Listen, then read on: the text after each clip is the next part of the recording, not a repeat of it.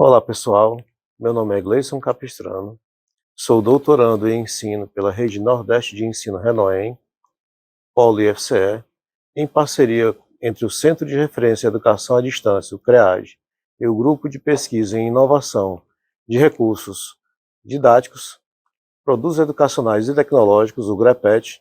Estamos promovendo mais uma entrevista da série Educação e Inclusão. Nossa entrevistada de hoje é a Karine Cunha, professora do Instituto Federal de Educação, Ciência e Tecnologia do Ceará, IFCE, com o tema A Importância da Inclusão dos Surdos na Educação. Olá, professora Karine. Olá, professor, obrigada. Meu nome é Karine, eu trabalho no IFCE Maranguape.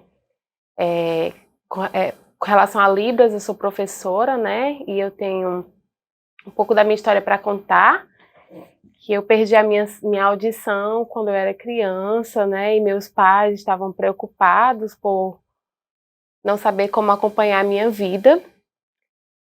Então, eles me levaram em Belém, no Felipe Smaldoni. E lá eles me ensinaram a oralizar, e com 2 anos de idade, até os 5 anos, eu voltei para cá, para Fortaleza, e procuramos um lugar onde eu pudesse estudar, mas ninguém aceitava pessoas surdas.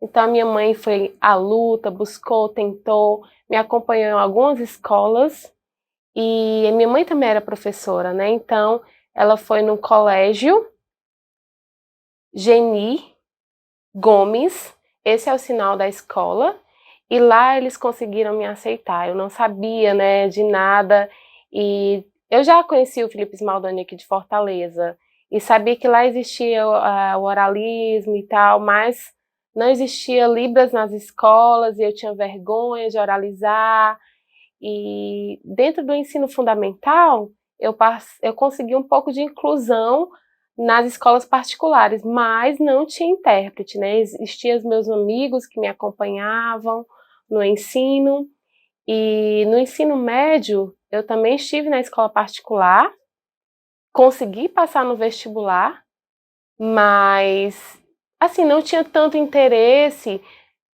e os meus amigos é que ficavam, realmente, você vai conseguir.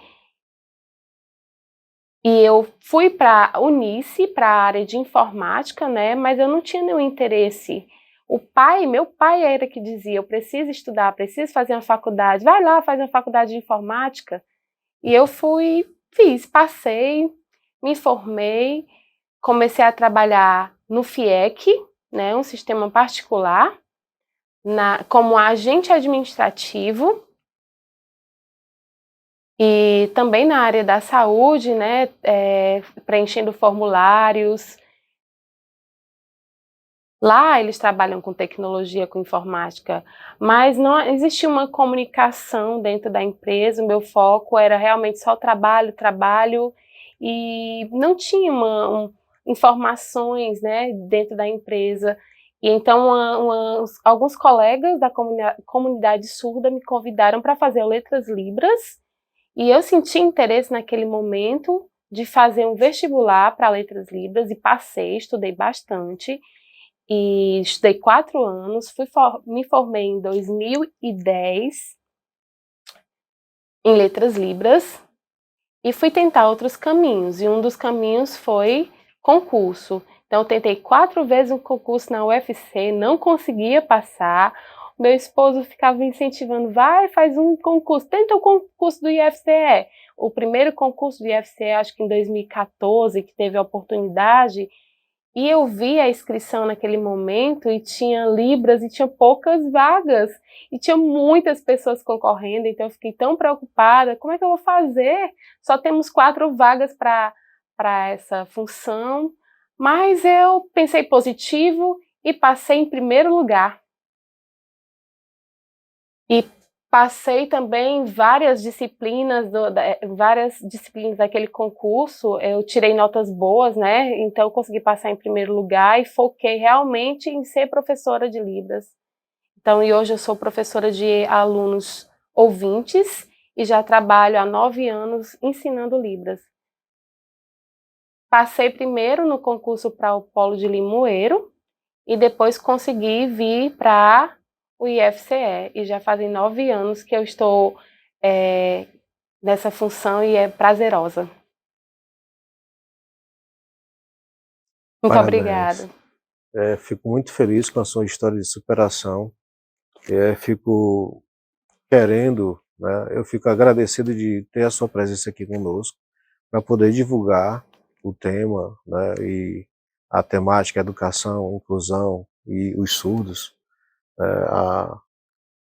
Como a senhora vê hoje a importância da divulgação do trabalho, né, da inclusão dos surdos na educação?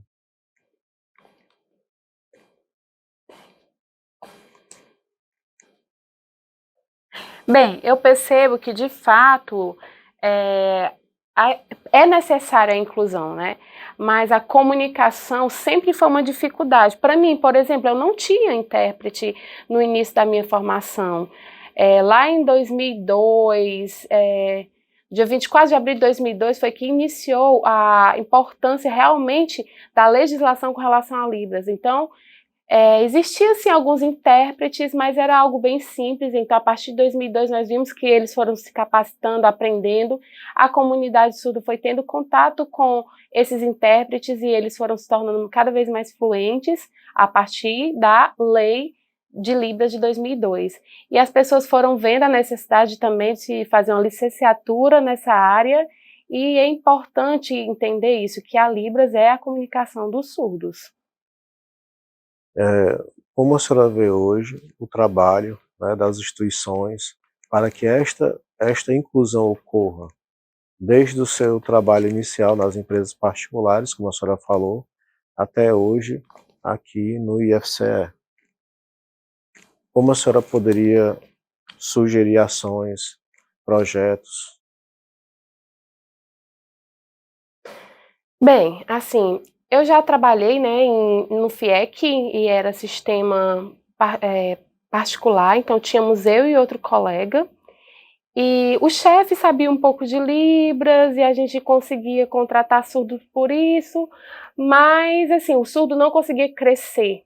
O ouvinte sempre tinha aquela dificuldade de dar oportunidade ao surdo, mesmo que o chefe dizia, dá, o surdo consegue, ele é capaz, ele consegue, mas os demais colegas tinham a dificuldade de confiar no nosso trabalho. Rede de computadores, né, a gente trabalhava nessa rede de computadores e a gente tinha um surdo lá que tinha muita inteligência quanto a esse assunto, mas as pessoas nunca davam a oportunidade e ele acabou saindo. Isso significa o quê? Que existe, a maior dificuldade é o preconceito, e nós precisamos entender que nós somos humanos, nós somos iguais, né? Então, dentro das instituições, precisa haver essa troca. Os alunos do meu ensino de comunicação em Libras, eles têm um interesse grande pela língua, então isso tem melhorado bastante enquanto instituição pública. Me fale um pouco do seu mestrado. Sim, eu posso falar. É verdade, eu estou fazendo mestrado, né? Antes, o meu esposo, o Geraldo, né? Esse é o sinal dele, ele já fez o mestrado. Então, antes eu fui fazer a minha inscrição com ele, levei a documentação, mas eu perdi e ele passou porque era obrigado a algumas documentações e o que eu não tinha, ele tinha. Era um mestrado presencial lá em Redenção e eu não conseguia, né, acompanhar. Mas um ano depois eu me dediquei mais, fiz a inscrição correta, olhei as documentações e precisava também fazer um projeto de mestrado. Eu fiquei super nervosa porque precisava ser gravado. Enviei, né? Precisava também de um intérprete de voz, então uma das minhas dificuldades foi conseguir um intérprete para ajudar, né? Em conseguir o Guilherme, ele foi esse auxílio. Enviei o meu projeto e foi aprovado. E, graças a Deus eu entrei no mestrado. É um mestrado virtual. Eu pensava que era a mesma disciplina do meu marido lá na Unilab, né? Mas era totalmente diferente, bem complicada, então foi algo que eu fiquei realmente temerosa. Mas com relação a isso, eu não me amedrontei ao ponto de desistir, mas criei forças E eu tenho tido a ajuda, né, de muitas pessoas. A Lourdes é uma delas. Lourdes de Paiva, quero agradecer agora aqui a ela pelo coração, né? Ela parece uma mãe para mim, ela tem me ajudado muito quanto ao mestrado, para ver se realmente está certo, fazendo algumas correções, mas eu tenho ainda algumas dificuldades com relação a ser virtual, né? Então eu preciso sempre estar pedindo essa ajuda e preciso de esforço, troca de mensagens com alguns colegas, de feedbacks para conseguir realmente as disciplinas, conseguir fazer as disciplinas, mas tem sido gratificante. Com relação ao seu mestrado, que tema a senhora gostaria de falar para o público sobre o tema do seu mestrado? Fala um pouco sobre história, né? Pouco Sim, sobre... verdade. O meu mestrado é ensino e formação de professores, né? E o meu tema, o meu orientador pediu para que eu falasse um tema assim, um pouco diferente, né, do que realmente é o mestrado, né?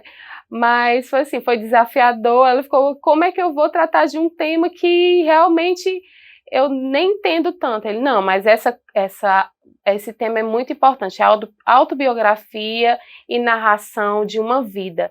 A luta, né? Como eu posso mudar a minha história? Então, eu fiz uma dissertação, pesquisei sobre isso, apresentei, ele acrescentou algumas coisas e saiu a resolução do NAPNE, né? Peguei algumas coisas do NAPNE e apresentei, ele aprovou e eu defendi em novembro, dia 11 de novembro, passei e fiquei super emocionada, né, por conseguir o mestrado e agradeço ao meu orientador por ter dado esse feedback quanto ao tema. Eu vou falar do seu orientador porque também é o meu orientador, né, o professor Solonildo Almeida. Fale um pouco sobre a orientação dele, né, lhe motivando, porque eu acredito que a motivação ela é muito importante para que a gente desenvolva um bom trabalho. E eu acredito que ele quis desenvolver uma motivação dentro do seu interesse. É verdade, o professor Solonildo, ele deu assim uma metáfora, né, bastante engraçada sobre o tricôs e eu ficava sem entender, então ele colocava a minha cabeça para funcionar de uma forma que eu nem imaginava. Então eu estava varrendo a casa, estava tomando café e estava pensando, estava tricotando a minha dissertação, imaginando coisas. Então eu terminei de fazer e consegui realmente um resultado positivo graças a ele. Ele me deu realmente uma boa motivação. Ele é maravilhoso, maravilhoso. Professora Karine, quais os maiores desafios hoje para a senhora na sua profissão como docente, em sala de aula? O meu desafio enquanto professor é perceber, né, sobre a necessidade dos ouvintes e desafiá-los também a entender que eu, enquanto surda, consigo ensinar através dos meus gestos, do meu corpo, da percepção do meu oralismo, e eles vão conseguir entender e perceber também que eu tenho a minha cultura, eles me ajudam, eu ajudo, e a maior dificuldade no início é a comunicação, né? Porque eles vão falando e a gente vai tendo essa troca. Então, é desafiador com relação às atividades, porque às vezes o aluno não entende que nós somos visuais, né? Então, tem que trazer, por exemplo, a história do Chapeuzinho Vermelho. Olha, tem que trazer libras, fazer um teatro, mas você tem que trazer também algo bem visual. Então, você tem que entender que o surdo, ele é visual, o aluno precisa ter essa consciência. Professora Karine, com relação à sua vida profissional, a senhora está desenvolvendo algum trabalho atualmente que queira fazer ou falar sobre ele? Seja na faculdade, seja um projeto futuro? Eu tenho plano realmente de fazer um doutorado, né? Em literatura surda, é algo que eu tenho bastante afinidade e eu percebo que alguns alunos têm um bloqueio, né, não conhecem a literatura em Libras, e quando é apresentado isso através de sinais, realmente é interessante para eles. E também projetos de extensão, né? Eu tenho realmente alguns projetos de extensão com relação a Libras, porque a comunicação com o surdo é importante para que ele cresça, né? Existe o inglês, o francês, várias línguas, vários cursos aí em quaisquer lugares, mas os ouvintes também precisam ter a necessidade de aprender Libras, né? E se por acaso acontecer de um filho seu estar dentro de uma escola que tenha um aluno surdo, uma escola particular, ele vai precisar dessa comunicação. Então, meu projeto de extensão é de ensino de Libras. Muito bom. Professora Karine, eu gostaria que a senhora desse uma recomendação para pais que têm filhos que têm essa dificuldade. Como o pai deve ver, o que ele pode fazer para ajudar o filho que é surdo? É complicado, né? Eu tive essa experiência porque os meus pais não tinham uma boa comunicação, era sempre o oralismo, então eles sempre me incentivaram a estudar, né? Mas eu tinha dificuldade da comunicação com meus pais. Então, na época do vestibular também, que meu pai incentivou a fazer vestibular, mas a nossa maior barreira era a comunicação. E eu vejo que a maioria dos SUS, alguns são aposentados, e o meu pai dizia, olha, você é normal, então você vai trabalhar, você vai crescer, vai evoluir, vai estudar. Então, assim, eu sou uma surda, mas eu tenho orgulho de ser surda e eu tive essa motivação do meu pai.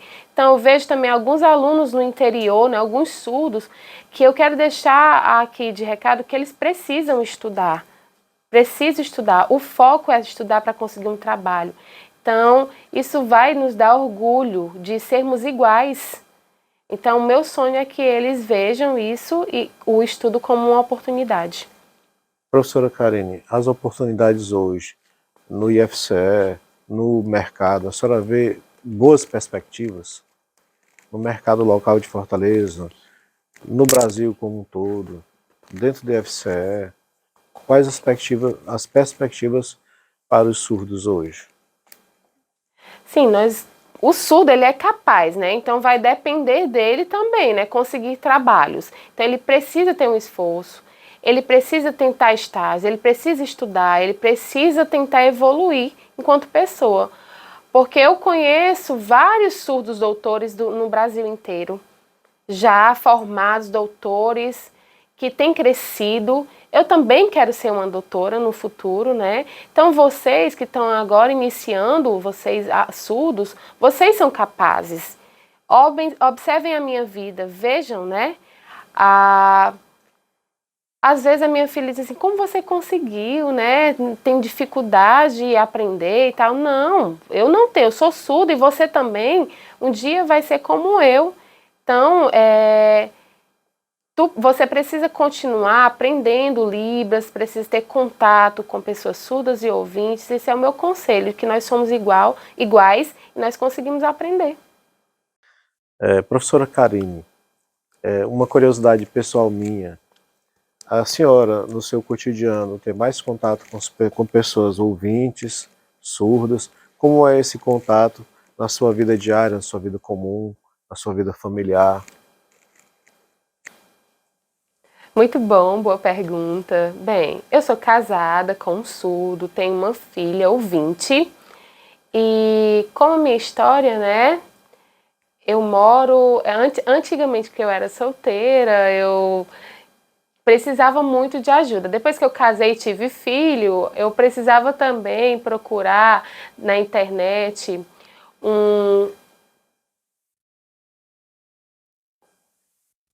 lá em Curitiba, né? Eu procurei lá em Curitiba e comprei lá em Curitiba um dispositivo que quando a minha filha chorava, vibrava perto de mim. Então, uma das coisas que eu precisei adaptar com relação à minha vida familiar foi isso, né? De ter uma filha ouvinte e ter esse cuidado. Então, eu não tinha uma casa, então meu pai comprou uma casa, né, para mim.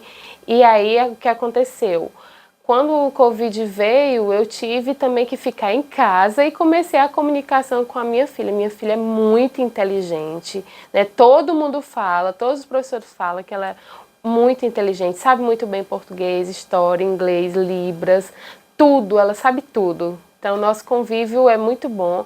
Minha filha ama história no YouTube, ver vídeos no YouTube de esporte, de futebol, de gente famosa, de histórias do futuro. A minha filha é muito curiosa, então, assim, é a sua vontade, é a sua vida, então eu deixo ela fazer isso, né, assistir. Meu esposo também, ele me ajuda bastante, viajando, passeando, então, minha vida é uma vida normal. Então, eu quero agradecer também por ele sempre estar me ajudando com relação a concurso, me acompanha médico, quando eu passo no concurso, me leva. Então, ele está sempre comigo e eu quero agradecer a ele, também a minha sogra e ao meu pai também, que tem ajudado, que me deu a casa de presente, que tem me motivado. Às vezes com a minha mãe a comunicação é um pouco difícil, porque ela quer o foco dela, ela não quer Libras, ela quer oralizar, mas eu respeito, né? O meu pai também, sempre tem um intérprete lá do lado com o aplicativo fazendo a nossa comunicação. Então, porque meu pai já é um pouco mais idoso, tem 88 anos, tem essa dificuldade na comunicação, mas eu sei que ele me ama e sempre me motivou.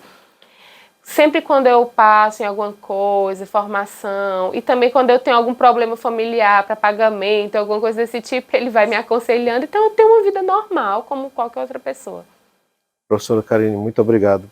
Eu fico triste porque o nosso tempo é limitado, mas eu já estou, mas fico muito feliz e agradecido a sua presença de uma temática tão incrível e importante para divulgarmos. Deixo esse momento aqui para a senhora falar um pouco e agradecer, né, as pessoas que a senhora deseja, e já estamos finalizando essa entrevista maravilhosa. Eu quero agradecer agora, né, pela entrevista com o professor Gleison, pela oportunidade maravilhosa aqui no IFCE. E é isso, gente. Tchau.